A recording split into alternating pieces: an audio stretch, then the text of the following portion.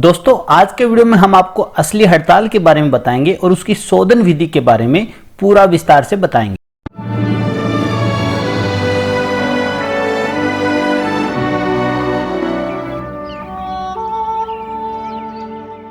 नमस्कार दोस्तों, AK आयुर्वेदा में आपका स्वागत है। दोस्तों आज के वीडियो में हम आपको हड़ताल के प्रकार बताएंगे, उसको शुद्ध करने की विधि बताएंगे और उसे किस तरह से प्रयोग किया जाता है वो सब बताएंगे। दोस्तों हड़ताल मुख्य रूप से दो तरह की मानी गई है। एक होती है पत्र हड़ताल, दूसरी होती है पिंड हड़ताल। पत्र हड़ताल को टपकिया हड़ताल बोलते हैं और शुद्ध रूप यही हड़ताल का माना जाता है। दूसरी हड़ताल जो पिंड हड़ताल है उसमें कंकड़ मिट्टी ज़्यादा पाई जाती है। दोस्तों टपकिया हड़ताल की बात करें जिसे पत्र हड़ताल कहते हैं, उसको देखने में इस तरह की वो स्वर्ण वर्ण की होती है और इसे आसानी से मोड़ा जा सकता है। इसके अंदर अभ्रक की तरह पत्र मिलते हैं और इसका जो रंग है वो बहुत ही सुनहरा होता है। दोस्तों इसको आप अगर नाखून से इस तरह से छिलोगे तो आपको पत्र की तरह इसमें से पत्री निकलेंगी। तो दोस्तों यही असली हड़ताल है और हड़ताल का मतलब इसी से लिया गया है। अगर ये हड़ताल कीमिया करने वालों को मिल जाए तो उनके लिए वरदान साबित होती है और वो इसी का प्रयोग करके खुश रहते हैं। दोस्तों इसके अलावा जो दूसरी हड़ताल है जिसके बारे में आपको बताना चाहूँगा उसको पिंड हड़ताल बोलते हैं। कुछ लोग हड़ताल के 4 अलग प्रकार भी मानते हैं, जिसमें वंशपत्री हड़ताल, टपकिया हड़ताल, गोवरिया हड़ताल और गोदंती हड़ताल। गोदंती हड़ताल जिप्सम को भी कहा जाता है। दोस्तों हड़ताल को संस्कृत में हरिताल कहते हैं, इंग्लिश में इसे ऑर्पिमेंट, और इसका जो यौगिक फार्मूला है वो है AS2S3 यानी आर्सेनिक ट्राइसल्फाइड। अगर सीधी भाषा में समझा जाए तो इसमें आर्सेनिक के 2 यौगिक और सल्फर के 3 यौगिक होते हैं। समझने के लिए आप इसको ये मान लीजिए, इसके अंदर 2 भाग संख्या होता है यानी मल होता है और 3 भाग सल्फर यानी गंधक होती है। तो दोस्तों इन दोनों को मिला के जो यौगिक बनता है उसको बोलते हैं हड़ताल। दोस्तों इसका जो दूसरा रूप है मैं जो बता रहा था उसको बोलते हैं पिंड हड़ताल, जो इस तरह से पिंड के रूप में पाई जाती है।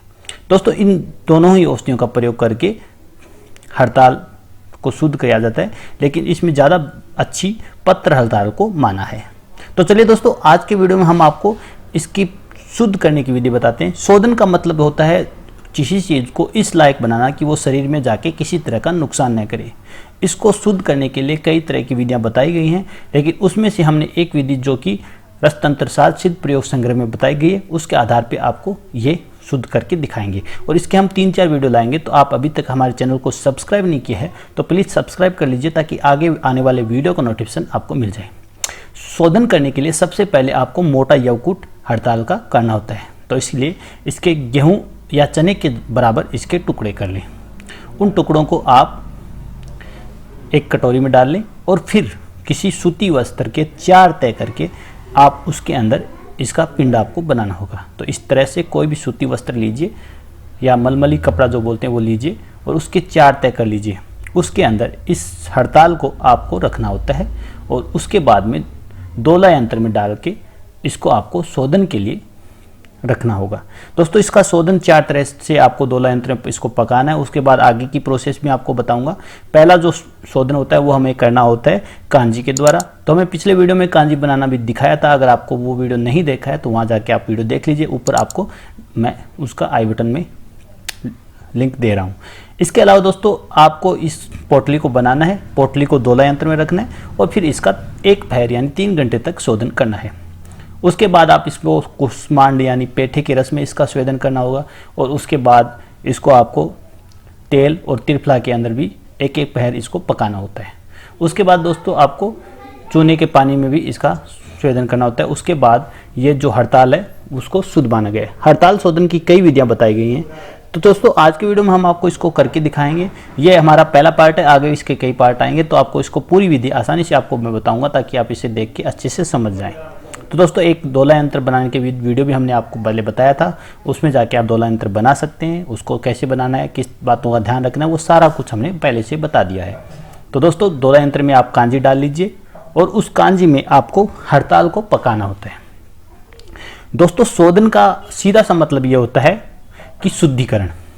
शोधन 2 तरह से देख लीजिए आप। जो रासायनिक शोधन होता है, जैसे किसी चीज़ में से कोई चीज़ निकालना, वो एक अलग शोधन होता है। आयुर्वेद में शोधन का मतलब होता है किसी चीज़ को आपके शरीर के लायक बनाना ताकि वो आपके शरीर में किसी तरह का कोई नुकसान नहीं पहुंचाए।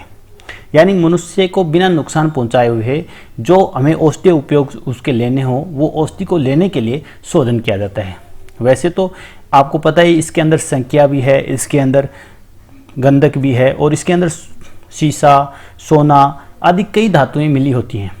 तो उस पर शोधन का मतलब यही होता है कि उसको शुद्ध कर दिया जाए ताकि वो शरीर पे किसी तरह का नुकसान न पहुंचाए। दोस्तों, आयुर्वेद स्वस्थ करने की नहीं, स्वस्थ रहने की परंपरा है। यानी नियम, संयम, शोधन, परहेज से इलाज करने की परंपरा को आयुर्वेद कहा गया है।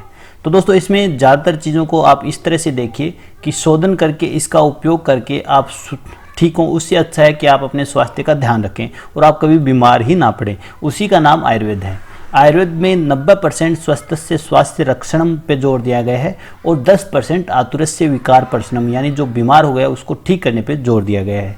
तो दोस्तों, इसको आपको शुद्ध करने के लिए लगभग 3 घंटे तक, यानी 1 पहर तक आपको इसके अंदर, कांजी के अंदर इस औषधि को पकाना है। जब 3 घंटे इसमें पूरे हो जाएं, उसके बाद इसको पोटली को बाहर निकाल लीजिए और फिर गर्म पानी से इसे 3-4 बार साफ कर लीजिए।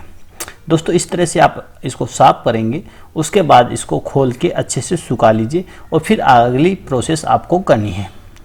दोस्तों, हड़ताल एक उपधातु है। अगर इसको बिना शुद्ध किए प्रयोग किया जाता है तो कई तरह के नुकसान हो सकते हैं, क्योंकि दोस्तों ये अगर बिना शुद्ध किए हुए प्रयोग की जाती है तो आयु का नाश करती है। इसके अलावा ये कफ और वात को बढ़ाने वाली होती है और प्रमेह और ताप भी उत्पन्न करती है।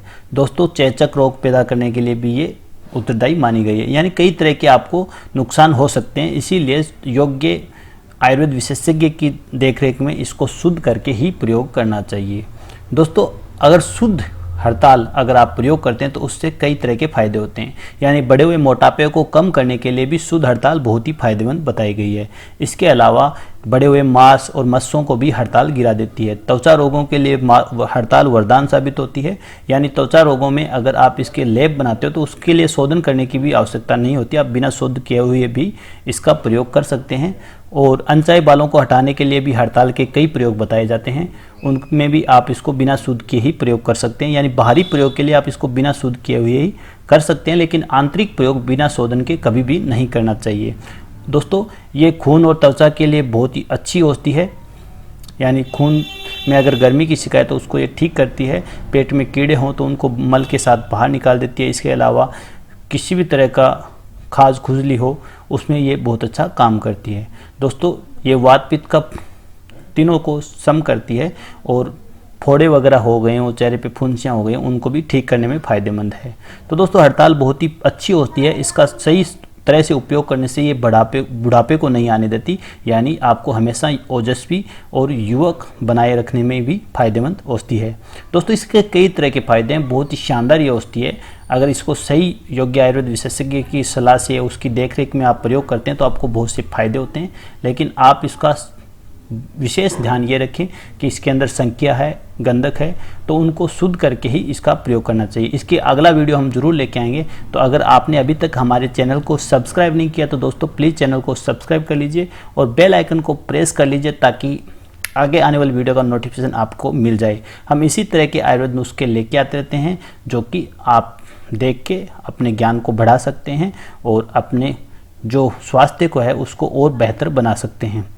दोस्तों, आयुर्वेद में हड़ताल के बारे में बहुत सी बातें बताई गई हैं, उनमें से मैं कुछ बातें आपको बताना चाहूँगा।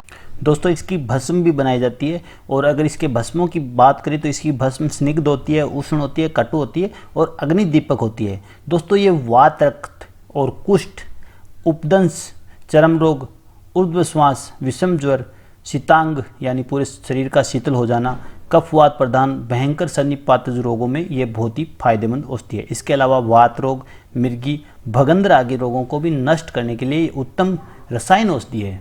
तो इस तरह से इसका प्रयोग करके आप फ़ायदा उठा सकते हैं। दोस्तों, ये शरीर या संपूर्ण शरीर में कहीं भी चमक उठे या बार बार आपको ऐसा दर्द उठे कि चमक के साथ उठे, यानी अचानक दर्द हो, उसमें ये बहुत अच्छा फ़ायदा पहुंचाती है।